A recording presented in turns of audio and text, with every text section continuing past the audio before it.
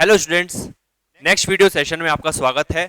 अब हम फिर से पढ़ने जा रहे हैं बिजनेस स्टडीज का नेक्स्ट चैप्टर, सेकंड चैप्टर। देखिए, मैं आपको सबसे पहले पिछला वीडियो में आपको रिवाइंड करा दूं कि इससे पहले पिछले वीडियो में हमने क्या देखा। पिछले वीडियो में हमने पढ़ा कि बिजनेस होता क्या है ना। बिजनेस क्यों करते हैं, बिजनेस करने के हमारे ऑब्जेक्टिव्स क्या हैं, बिजनेस करने के हमारे फायदे क्या हैं और बिजनेस करने के हमें नुकसान भी क्या क्या हैं। लेकिन अब जो कि हमने ये सब जान लिया कि एक्चुअल में बिजनेस होता क्या है, क्योंकि बिजनेस का बेसिक्स जानना आपके लिए ज्यादा जरूरी था फर्स्ट चैप्टर में। तो फर्स्ट चैप्टर में आपने बिजनेस का बेसिक्स जाना। उसके बाद हमें ये पढ़ना है नेक्स्ट चैप्टर में कि बिजनेस करने के कौन कौन से तरीके हैं, कौन कौन से ऐसे फॉर्म्स हैं जिनके थ्रू हम बिजनेस कर सकते हैं, कौन सा बिजनेस का फॉर्म हमारे लिए ज्यादा फायदेमंद होगा, कौन सा बिजनेस का फॉर्म हम अफोर्ड कर पाएंगे, कौन से बिजनेस में फॉर्म में कम पैसे की आवश्यकता है, ऐसा कौन सा बिजनेस का फॉर्म है जिसमें ज्यादा पैसा रिक्वायरमेंट हो, ऐसा कौन सा बिजनेस है जिसमें हमें गवर्नमेंट से कुछ हेल्प मिल सकती है, ऐसा कौन सा बिजनेस है जिसमें हमें पब्लिक से कुछ सपोर्ट मिल सकता है। तो ऐसे बहुत से बिजनेस के फॉर्म्स होते हैं जिनको आप अपनी कैपेबिलिटी के हिसाब से, अपने सरकमस्टांसेस के हिसाब से आप उन सारे बिजनेस के फॉर्म्स को चूज कर सकते हो और अपना बिजनेस फॉर्म सिलेक्ट कर सकते हो और अपना बिजनेस को एक तरीके से स्टार्ट कर सकते हो। तो आज के चैप्टर में हम पढ़ेंगे बिजनेस के फॉर्म्स क्या क्या है। तो जल्दी से बिना टाइम वेस्ट किए हम आते हैं अपने नेक्स्ट चैप्टर पर, जो कि चैप्टर 2 है। आपके चैप्टर का नाम है फॉर्म्स ऑफ बिजनेस ऑर्गेनाइजेशंस। एक बिजनेस ऑर्गेनाइजेशन के कितने कितने फॉर्म्स हो सकते हैं वो हम यहाँ पर आज इस चैप्टर में पढ़ने वाले हैं। तो देखिए, सबसे पहले जैसे कि आपको चैप्टर का नाम यहाँ पर दिख रहा हो, आपको chapter 2 forms of business organisations. तो चैप्टर 2 का है ये पार्ट। तो हम चैप्टर 2 पढ़ने जा रहे हैं। सबसे पहले तो मैं यहाँ पर साइन कर देता हूँ क्योंकि एडिटिंग में मैं डालना भूल गया और डालूंगा भी नहीं, अब नेक्स्ट वीडियो से रहेगा। ओके, तो सबसे पहले हम बिजनेस ऑर्गेनाइजेशंस के फॉर्म्स देखते हैं। तो बिजनेस ऑर्गेनाइजेशन के मेनली ये 5 फॉर्म होते हैं। सबसे फर्स्ट होता है सोल ट्रेड, जिसको हम सोल प्रोप्राइटरशिप भी बोलते हैं। सेकंड होता है पार्टनरशिप, इसके बारे में आपने सुना ही होगा। थर्ड होता है जेएचएफ बिजनेस। जेएचएफ बिजनेस एक एब्रीविएटेड फॉर्म है जॉइंट हिंदू फैमिली बिजनेस का। इसको फुल फॉर्म क्या रहेगा इसका? Joint Hindu family business. आप लोग याद रखिएगा, जॉइंट हिंदू फैमिली बिजनेस।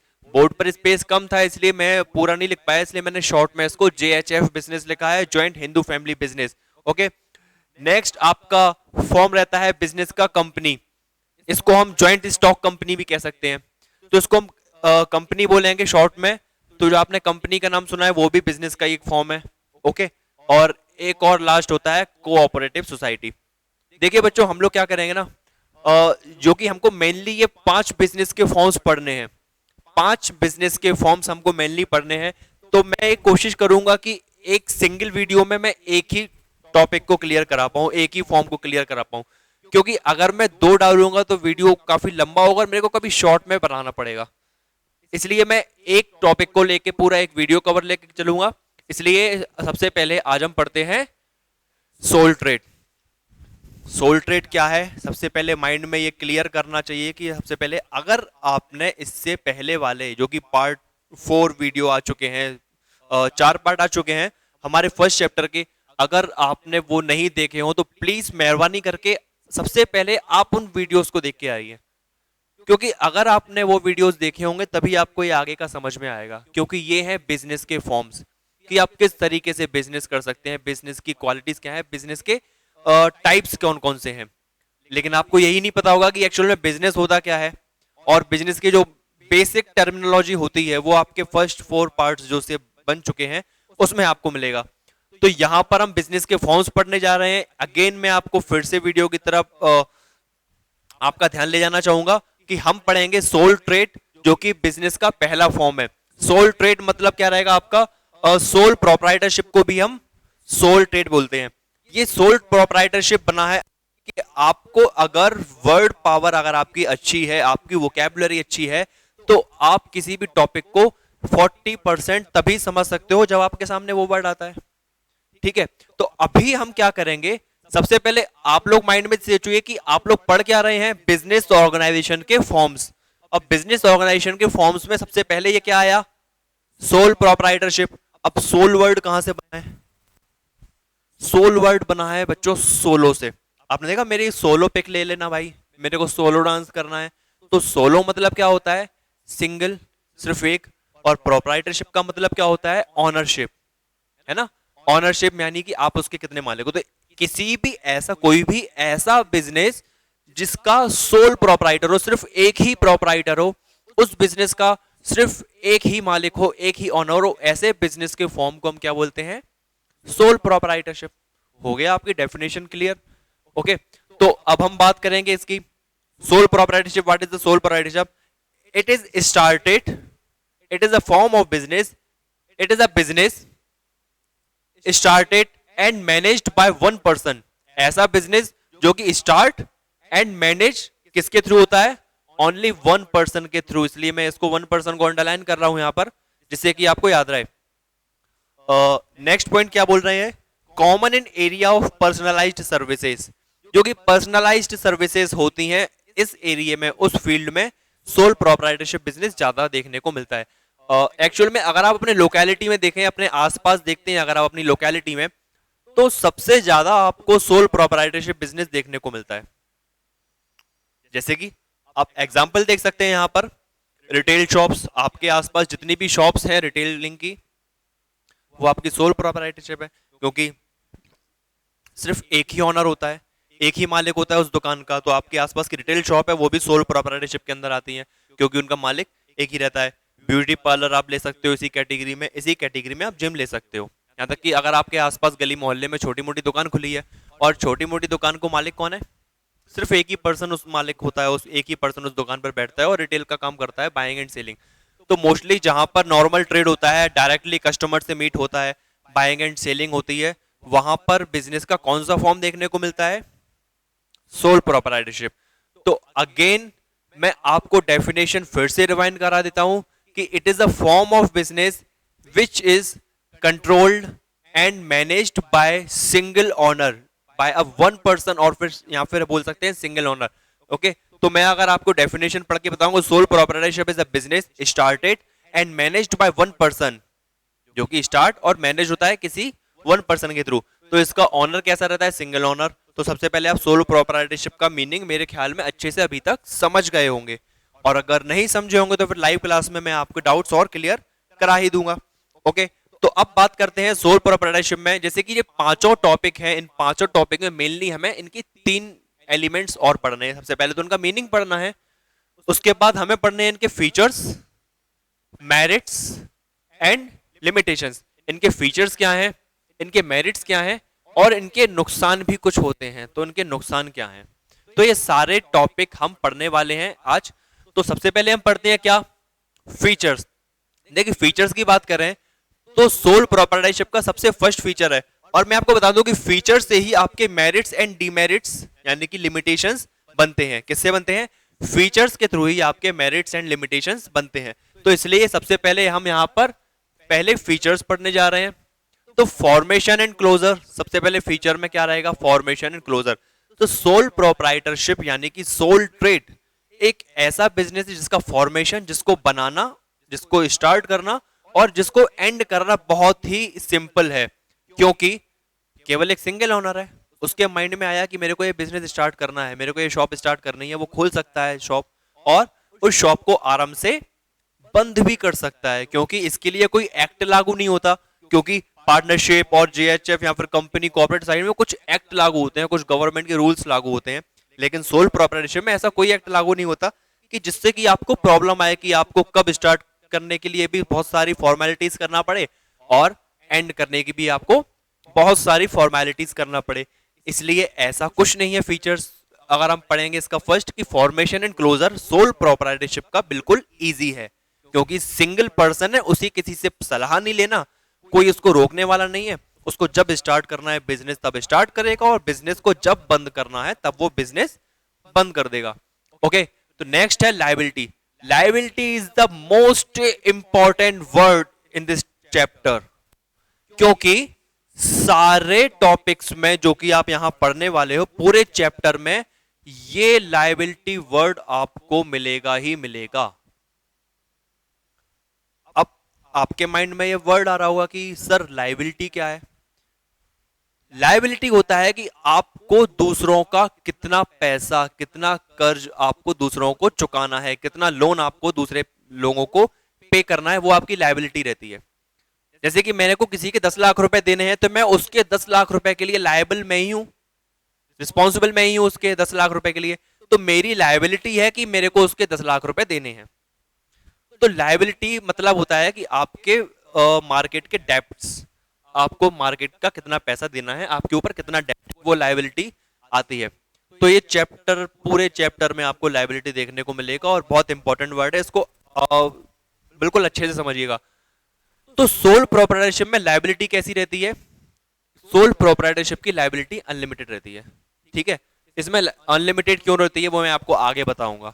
ठीक है, तो अभी लायबिलिटी का मतलब आप सिर्फ इतना समझ के चलिए कि लायबिलिटी का मतलब होता है कि आपको मार्केट का कितना पैसा देना है, कितने रुपए आपको दूसरों के चुकाने हैं।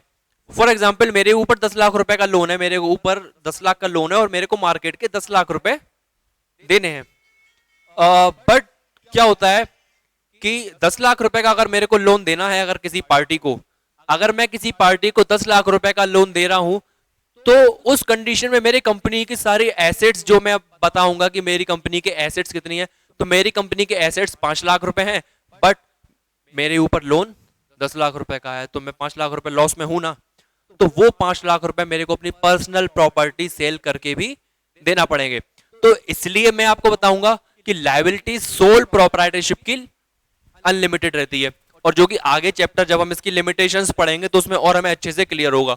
तो अब हम बात करेंगे कंट्रोल की। थर्ड फीचर क्या है इसका?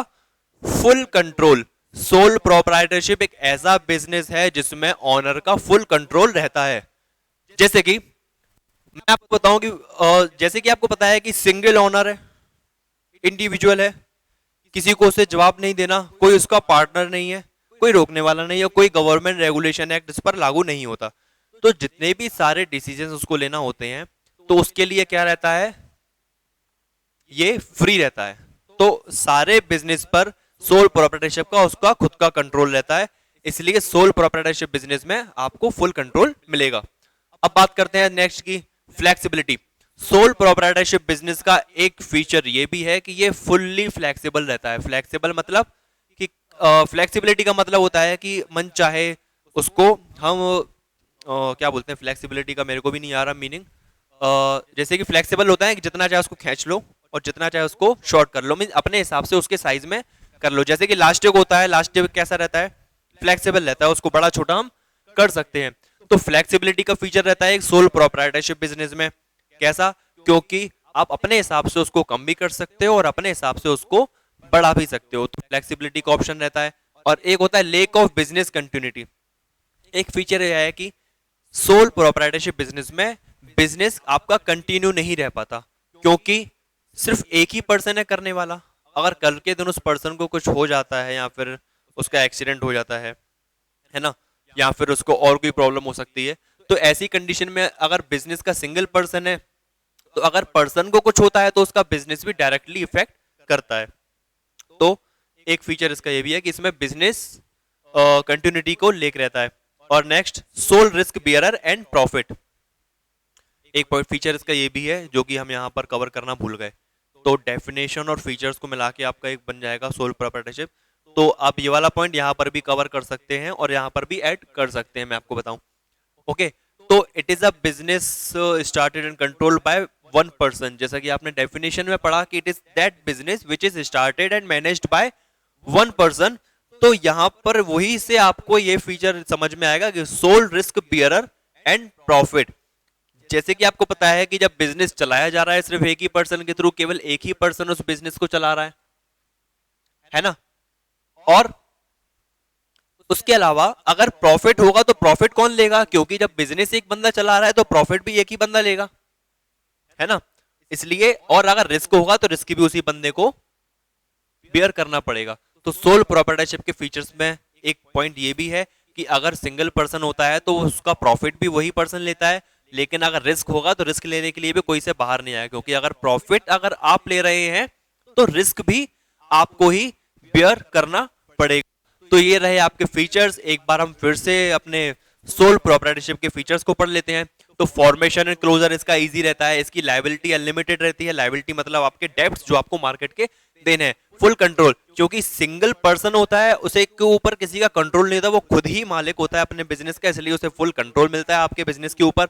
और फ्लेक्सिबिलिटी, वो अपने बिजनेस में फ्लेक्सिबिलिटी रख सकता है, क्योंकि सिंगल ओनर है, अपने हिसाब से बिजनेस को बढ़ा भी सकता है और अपने हिसाब से बिजनेस को घटा भी सकता है। डिसीजन लेने के लिए वो बिल्कुल फ्री रहता है, इसलिए फ्लेक्सिबिलिटी रहता है आपके उस बिजनेस में। लेक ऑफ बिजनेस कंटिन्यूटी, क्योंकि life of a sole proprietorship is uncertain, क्योंकि किसी पर्सन की लाइफ यहाँ की सोल प्रोप्राइटर की अगर हम लाइफ देखें तो वो अनसर्टेन रहती है, तो अगर उसको कुछ हो जाता है तो उसको डायरेक्टली उसका बिजनेस भी इफेक्ट कर जाता है। ओके, और नेक्स्ट क्या है, sole risk bearer and profit, जैसे कि सिंगल पर्सन है, अगर प्रॉफिट वो लेगा तो रिस्क भी उसको ही लेना पड़ेगा। तो ये रहे आपके फीचर्स, और मेनली आपके फीचर्स के through he merits and limitations बनते हैं। तो हम पढ़ेंगे कि मेरिट्स क्या है और लिमिटेशंस क्या है, वो भी हम यहां पर पढ़ेंगे। तो सबसे पहले हम लिमिटेशंस में आ जाते हैं। सबसे फर्स्ट क्या है, क्विक डिसीजन। सोल प्रोप्राइटरशिप में मेरिट्स, सोल प्रोप्राइटरशिप के फायदे, मेरिट्स को हम एडवांटेजेस भी बोल सकते हैं, इसके प्रॉफिट भी बोल सकते हैं, इसके बेनिफिट्स भी क्या है कि what are the benefits of sole proprietorship business, what are the merits of sole proprietorship business and what are the advantages of sole proprietorship business. तो यहां पर हम मेरिट्स देखेंगे कि मेरिट्स में क्या क्या है। तो सबसे पहले मेरिट्स में क्या रहेगा, क्विक डिसीजन। क्विक डिसीजन बच्चों कहां से आया, जैसे कि मैंने आपको बताया था फीचर्स से ही आपके मेरिट्स एंड डीमेरिट्स बनेंगे। तो क्विक डिसीजन यहां से आएगा आपका फ्लेक्सिबिलिटी से, क्योंकि आपके बिजनेस में फ्लेक्सिबिलिटी है, आप अपने काम करने के लिए बिल्कुल स्वतंत्र हो, बिल्कुल इंडिपेंडेंट हो, इसलिए आपको किसी की सलाह भी नहीं लेनी, ना ही आपको कोई रोकने वाला है। तो इसलिए आपको जो भी डिसीजन लेना होगा आप आसानी से ले पाओगे। तो सबसे पहली मेरिट रहती है सोल प्रोप्राइटरशिप बिजनेस की, क्विक डिसीजन। ओके, सेकंड क्या है, सेकंड नंबर बता रहा हूं मैं आपको बच्चों, सीक्रेसी। सीक्रेसी मतलब कॉन्फिडेंशियलिटी। तो आपका बिजनेस, जो कि आप अपने बिजनेस के अकेले खुद ही मालिक हो, तो आपको अपने बिजनेस की कंडीशंस, आपको अपने बिजनेस के सीक्रेट्स किसी दूसरे को पता चलने नहीं है, क्योंकि ना ही आपका कोई पार्टनर है ना, ना ही आपने कंपनी खोल रखी है, और ना ही और लोगों को अपने बिजनेस में आपने शामिल कर रखा है, जिससे कि आपको अपने बिजनेस की अंदर की बातें दूसरों को बतानी पड़े। तो आपके बिजनेस में सीक्रेसी रहती है, आपके बिजनेस की क्या बातें हैं वो आपको ही पता है। तो सोल प्रोप्राइटरशिप का एक फायदा ये भी है कि उसमें सीक्रेसी रहती है एंड कॉन्फिडेंशियलिटी रहती है। ओके, नेक्स्ट है easy to start and dissolve. जैसे कि आपको मैंने आप बताया था कि फीचर्स यहां से निकल के आया कि सोल प्रोप्राइटरशिप बिजनेस आसानी से कोई भी स्टार्ट कर सकता है, उसके लिए कोई लीगल फॉर्मेलिटीज नहीं है, कहीं कोई गवर्नमेंट एक्ट नहीं है जो कि इस बिजनेस पर लागू होता है और आपको उस बिजनेस के एक्ट के रूल को फॉलो करना पड़े, तो ऐसा कुछ नहीं है। Easy to start and easy to dissolve, कभी भी आप अपनी मर्जी से स्टार्ट कर सकते हैं उस बिजनेस को, और जब आपका मन हो तो आप अपने बिजनेस को बंद भी कर सकते हैं, क्योंकि ऑनर कौन है, सिर्फ आप, आपके ऊपर कोई नहीं हो, तो अपने खुद के बॉस आप ही हो। मतलब कुल मिला के अगर सोल प्रोप्राइटरशिप अगर आप पढ़ रहे हो या फिर सोल प्रोप्राइटरशिप का बिजनेस अगर आप कर रहे हो, तो आप अपने आप में सलमान खान हो, क्योंकि खुद ही कमिटमेंट खुद ही की सुनो, ठीक है ना, और दूसरे की भी मत सुनो। तो इसलिए आप इजी स्टार्ट कर सकते हैं और इजीली बंद कर सकते हैं। नेक्स्ट पॉइंट हम पढ़ते हैं, डायरेक्ट इंसेंटिव। डायरेक्ट इंसेंटिव ये बहुत इंटरेस्टिंग है, क्योंकि रिलेट करता है सीधे सीधे पैसे से, क्योंकि अगर बिजनेस हम कर रहे हैं तो उसका डायरेक्ट पैसा किसे मिलेगा, मुझे ही मिलेगा, क्योंकि बिजनेस मैं कर रहा हूं। और जैसे कि मैंने आपको फर्स्ट चैप्टर में बताया था कि प्रॉफिट मोटिव रहता है, अगर आपको प्रॉफिट मिलता रहता है कोई भी बिजनेस करने से, तो फिर आप उस बिजनेस को और अच्छा बनाते हो और बड़ा बनाते हो, तो आपको डायरेक्ट इंसेंटिव मिलता है। इंसेंटिव मतलब होता है आपको मिलने वाले पैसे को हम इंसेंटिव बोल सकते हैं। तो आपको कोई भी चीज करने से, कोई भी बिजनेस करने से, या फिर कोई भी जॉब करने से, या फिर कोई भी टास्क करने से जो भी आपको फायदा होता है, उस फायदे को हम इंसेंटिव भी बोल सकते हैं। तो उस फायदे को हम इंसेंटिव बोल क्या सकते हैं, बोलते ही हैं। तो सोल प्रोप्राइटरशिप का एक मेरिट ये भी है, एक फायदा इसका ये भी है कि आपको अपने बिजनेस से, आपको अपने किए हुए काम का पैसा डायरेक्ट मिलता है, कोई बीच में मीडिएटर नहीं, कोई बॉस नहीं, कोई नौकर नहीं, कुछ भी नहीं, जो हो तो सिर्फ आप ही हो, तो आपको डायरेक्ट इंसेंटिव इसमें मिलेगा। एक मेरिट और ये भी है कि personal contact. Soul proprietorship business, जैसे कि मैंने आपको बताया था कि आपके आसपास की लोकेलिटी में जितने भी shops, retail shops, beauty parlours and gyms या फिर छोटे मोटे शॉप्स हैं, वो सारी आपकी सोल प्रोप्राइटरशिप की कैटेगरी में आती हैं। और सोल प्रोप्राइटरशिप बिजनेस जो है वो कैसे चलता है, पर्सनल कांटेक्ट के थ्रू। जैसे कि अगर मैं सोल प्रोपराइटर हूं और मेरा लोकेलिटी में मेरा बिजनेस रखा हुआ है, तो मेरे बिजनेस कैसे चलेगा? मेरे पर्सनल कॉन्टेक्ट से। मेरी गुडविल कैसी है मार्केट में, मेरी पॉपुलैरिटी कैसी है मार्केट में, मेरे पर्सनल कॉन्टेक्ट्स मेरे कस्टमर्स के साथ कैसे हैं, तो वो डिपेंड करता है मेरे बिजनेस पर और मेरे सोल प्रोप्राइटरशिप बिजनेस पर। ओके, तो अब हम पढ़ेंगे लिमिटेशंस। मेरिट्स हमने पढ़ी ली है, मेरिट्स पर फिर हम रिमाइंड करते हैं क्या होता है इसमें। क्विक डिसीजन रहता है, आसानी से आप डिसीजन ले सकते हो, सीक्रेसी रहती है आपके बिजनेस में, easy to start and dissolve, आराम से आप स्टार्ट कर सकते हो और आराम से अपने बिजनेस को बंद कर सकते हो। डायरेक्ट इंसेंटिव, आप जो भी बिजनेस करते हो जिसमें भी आपको जो भी पैसा मिलता है वो डायरेक्टली आपके पास मिलता है। आपके ऊपर कोई बॉस है, ना ही आपके नीचे कोई नौकर है, कोई भी मीडिएटर नहीं है, तो जितना भी पैसा मिलेगा डायरेक्टली आपको मिलेगा। और पर्सनल कॉन्टैक्ट, जो कि आपका बिजनेस लोकेलिटी में है, सोसाइटी में है, इसलिए आपके पर्सनल कॉन्टैक्ट का भी फायदा आपके बिजनेस में मिल जाता है। ओके, अब बात करते हैं लिमिटेशंस की, कि कुछ लिमिटेशंस भी सोल प्रोप्राइटरशिप में है। इतने सारे फायदे, इतने सारे फीचर्स होने के बाद भी कुछ लिमिटेशंस रह जाती हैं, जो कि हम यहाँ पर पढ़ने वाले हैं। तो सबसे पहले लिमिटेशन, सबसे पहला नुकसान क्या है सोल प्रोप्राइटरशिप बिजनेस का, जो कि हम फीचर्स में पढ़ चुके हैं। जैसे कि क्या पढ़ा, कहाँ पढ़ा था हमने फीचर्स में? Lake of business and continuity. तो वहां से हम ये लिमिटेशंस बताते हैं आपको। फर्स्ट वाली, अनसर्टेन लाइफ। जैसे कि यहां आपने पढ़ा है कि direct and managed by only single person, केवल एक ही पर्सन उसको डायरेक्ट एंड मैनेज करता है, लेकिन उसी पर्सन की जो लाइफ है वो अनसर्टेन है बच्चों। अनसर्टेन मतलब लाइफ तो हर ह्यूमन की अनसर्टेन है, कब किसके साथ क्या हो जाए कुछ नहीं कहा सकता। तो मैं ये कहना चाहूंगा कि life of a sole proprietorship is uncertain. किसी सोल प्रोप्राइटरशिप की लाइफ जो है वो अनसर्टेन रहती है, डेफिनेट नहीं है, निश्चित नहीं है कि फ्यूचर में क्या हो जाए। तो कल के दिन अगर सोल प्रोप्राइटरशिप को कुछ होता है, उसको इफेक्ट पड़ता है, तो उसका डायरेक्टली इफेक्ट किस पर पड़ेगा? उसके बिजनेस पर। ठीक है, तो दुकानदार गया तो दुकान भी गई, है ना। इस सिद्धांत पे काम करेंगे तो ये इसकी एक लिमिटेशन है, ये इसकी एक डिसएडवांटेज है, ये कमी है इसकी एक, कि इसकी लाइफ अनसर्टेन है। Second, limited resources. जैसे कि आपको पता है कि सोल प्रोप्राइटरशिप एक सिंगल पर्सन चलाता है बिजनेस, तो सिंगल पर्सन के पास कितना पैसा लगाएगा लगा लगा के, और लिमिटेड रिसोर्सेज रहेंगे, कितने ज्यादा रिसोर्सेज वो इकट्ठा कर पाएगा। एक इंसान अपनी कैपेबिलिटी से ज्यादा तो कुछ कर नहीं पाएगा, जितनी उसकी कैपेबिलिटी होगी उतने ही वो रिसोर्सेज इकट्ठा कर पाएगा और उतने ही बिजनेस में अपने पैसे इन्वेस्ट कर पाएगा। तो सोल प्रोप्राइटरशिप के अकॉर्डिंग उसके रिसोर्सेज कैसे रहते हैं? लिमिटेड रहते हैं, कम रिसोर्सेज रहते हैं। सेकंड पॉइंट एक क्लू रहा। Third, unlimited liability. देखिए बच्चों, यहां पर फिर वर्ड आया लायबिलिटी। तो सोल प्रोप्राइटरशिप की लायबिलिटी कैसी रहती है? अनलिमिटेड। मतलब अगर आप बिजनेस कर रहे हो और आपके ऊपर 10 लाख रुपए का लोन है, मैं आपको बता रहा हूं फिर से, अब लायबिलिटी को मैं क्लियर करूंगा, कि आपके ऊपर 10 लाख रुपए का लोन है, बट आपके बिजनेस की, आपकी दुकान की, आपके जितने भी माल है सबको बेच भी दो ना, तो भी 10 लाख रुपए आपके पूरे नहीं हो रहे। तो ऐसी कंडीशन में आपको अपनी पर्सनल प्रॉपर्टी को बेचकर भी लोन चुकाना पड़ेगा। मतलब आपकी लायबिलिटी अनलिमिटेड है, भले ही आपके बिजनेस के ऊपर लोन हो, लेकिन बिजनेस को कर कौन रहा है? आप कर रहे हो, इसलिए आपकी लायबिलिटी है, आपकी रिस्पॉन्सिबिलिटी है कि कहीं से भी लाओ आपको पैसा चुकाना पड़ेगा। तो लायबिलिटी आपकी कैसी है? अनलिमिटेड। कभी भी आपकी लायबिलिटी खत्म नहीं होगी, क्योंकि आपके बिजनेस में कोई दूसरा पार्टनर नहीं है, ठीक है, कोई दूसरा आपके हेल्पर नहीं है जिससे कि आप कह पाओ कि थोड़ी मदद आप कर दो, नहीं। सिर्फ आप ही ऑनर हो और आप ही उसके मैनेजर हो और आप ही उसके कंट्रोलर हो, इसलिए लायबिलिटी भी आपकी ही रहेगी। तो आपकी लायबिलिटी कैसी है? अनलिमिटेड, कोई आपकी हेल्प नहीं कर पाएगा ऐसी कंडीशन में। Next point, hasty decisions. Hasty decision मतलब कि आप जल्दबाजी में कुछ गलत डिसीजन भी ले सकते हो। जैसे कि आपने यहाँ पर एक फायदा पढ़ा मेरिट्स में कि क्विक डिसीजन, बट एक पॉइंट मैं ये भी कहना चाहूंगा कि हर इंसान हर फील्ड में इंटेलिजेंट नहीं हो सकता, हर इंसान हर पॉइंट पर सही नहीं हो सकता, गलती हर इंसान से हो सकती है, क्योंकि सिंगल पर्सन है, उसे किसी का गाइडेंस नहीं मिलेगा, किसी की उसको सजेशन नहीं मिलेगा, तो ऐसी कंडीशन में वो गलत डिसीजन भी ले सकता है। तो एक नुकसान ये भी है सोलो प्रोप्राइटरशिप का। और लास्ट पढ़ते हैं, large scale business not possible. जैसे कि मैंने आपको बताया कि सेकंड पॉइंट में कि लिमिटेड रिसोर्सेज रहते हैं यहाँ पर। सोलो प्रोप्राइटरशिप के रिसोर्सेज कैसे रहेंगे? लिमिटेड रहेंगे। तो ऐसी कंडीशन में वो, जब आपके रिसोर्सेज लिमिटेड हैं, तो आप लार्ज स्केल बिजनेस कैसे कर पाओगे? तो आपको बड़ा बिजनेस करने के लिए आपको अपने पार्टनर्स की जरूरत पड़ेगी और पैसे की जरूरत पड़ेगी और लोगों की जरूरत पड़ेगी, इसलिए आप बड़ा बिजनेस नहीं कर पाओगे सिंगल पर्सन रहते हुए। ओके, तो ये था आपका सोलो प्रोप्राइटरशिप, नहीं प्रोप्राइटरशिप। फंबल करने लगे आज हम।